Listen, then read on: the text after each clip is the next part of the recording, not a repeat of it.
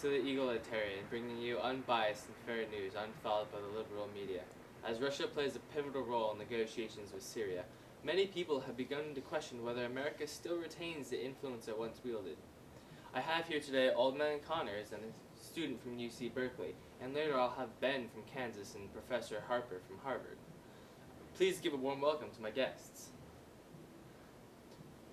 So, as you know, Putin has been bashing President Obama and been flying all over the media. So I want to ask both of you what everyone's been thinking. What makes America exceptional? Whoa, whoa, whoa. The only thing America is good at is killing thousands of little babies and innocent civilians in the Middle East just for some crude oil that evil corporations are stuffing down our throats. You mean those evil terrorists that are destroying our livelihood like those illegal immigrants? Did you forget 9/11, or are you just dumb? How are we hurting innocents when our families were torn apart? And not one, but 2 American landmarks were destroyed by those Islamic hijackers. We went into the Middle East to teach those fellas a lesson, and by God we did. America is, and always will be, the best country on this earth. I'll have you know I've done my research, and that David Von Dre, in his article, Don't Bet Against America, says that all those countries that are beating us are really just imitating us, and that we're really the best. Well, that is a very valuable point. Imitation is the greatest form of flattery. I really think we should take that as a huge compliment. Whoa! I'll have you know, America is not number one. I've done some research too, and we are not beating a bunch of countries. There's plenty of countries beating us, and they are not imitating us. And according to a very reliable source, America is number 7 in literacy, 27th in math, 22nd in science, 49th in life expectancy, 178th in infant mortality, 3rd in median household income, 4th in workforce, and 4th in export. Even countries like Denmark have more freedom than the United States of America. And don't you blame those poor little immigrants who are coming here just to make Hold on. What source is this exactly? I'll have you know, it's a very influential piece of art. Which is? The Newsroom on HBO.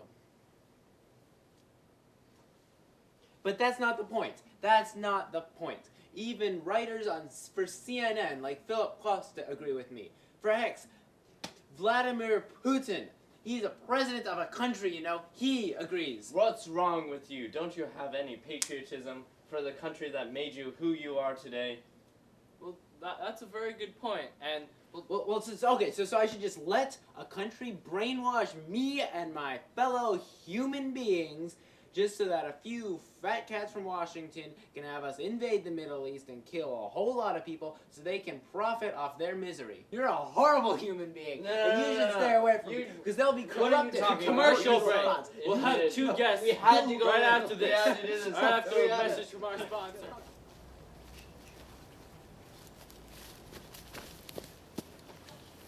Oh my God, a gorilla that big would feed our families for 3 weeks.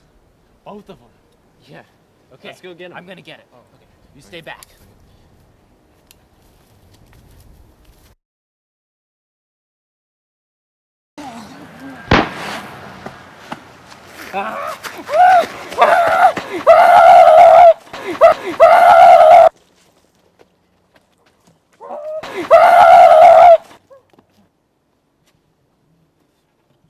Say your prayers, gorilla.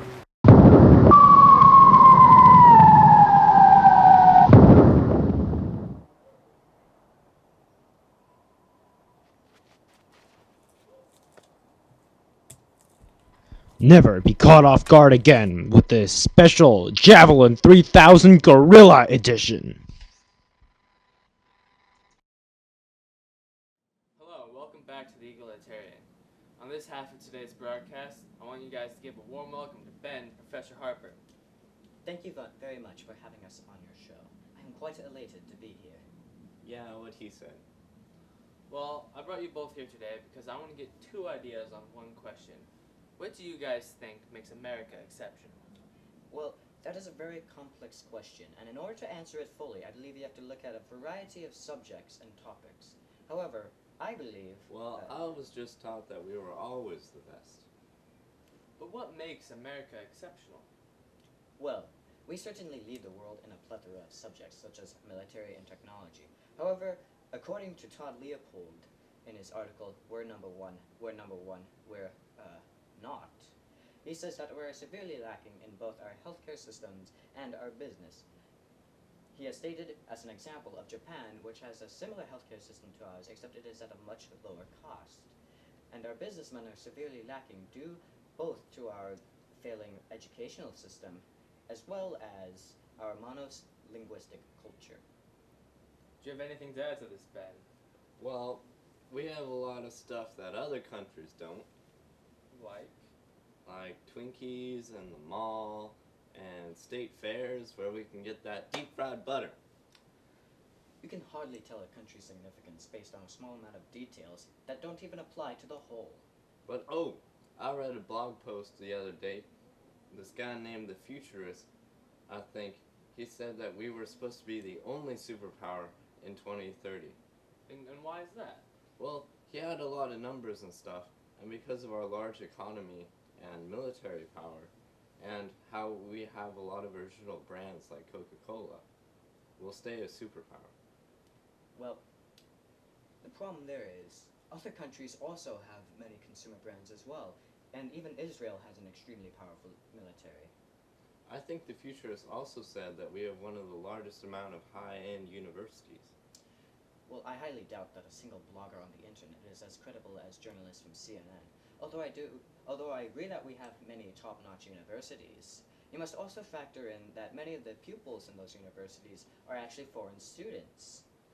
Because of the rising amount of foreign students, it is hard to say that we are actually benefiting from those universities more than the other countries.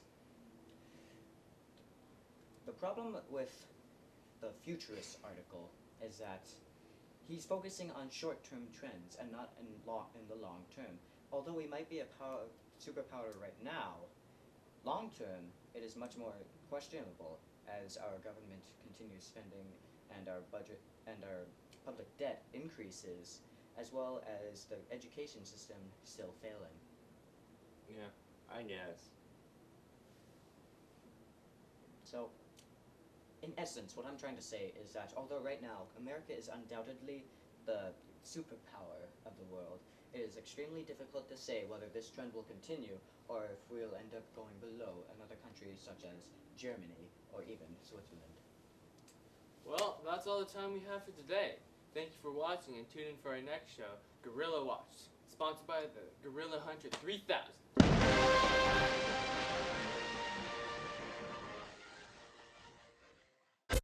What does the fox say?